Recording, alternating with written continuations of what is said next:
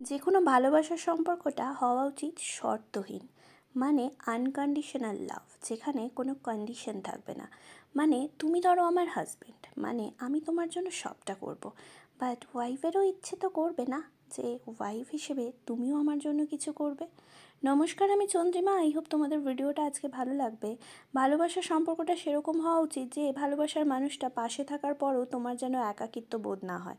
তোমার যেন দিনের শেষে মনে না হয় আমার ভালোবেসে যে পাশে আছে তাকে বলার মতো আমার কিছু নেই, বা আমার কোনো খারাপ লাগা শেয়ার করার মতন আমার কাছে একটা মানুষ নেই। সেটা ভালোবাসার কথা নয়, বা ভালোবাসা সেটা হতে পারে না। আমরা দুজনে খুবই ভালোবেসে দুজনে একসাথে 2 দিন, 3টে দিন, 4টে দিন, সারা বছর এইভাবে কাটিয়ে দিতে পারি। প্রত্যেকটা সময় মুহূর্ত এনজয় করে কাটাই। তো পার্লার থেকে বেরিয়ে একটু রোল খেয়ে, মেডিসিন শপ থেকে মেডিসিন নিয়ে, ফুচকা খেয়ে, মিষ্টি খেয়ে চলে গেলাম বাড়ি।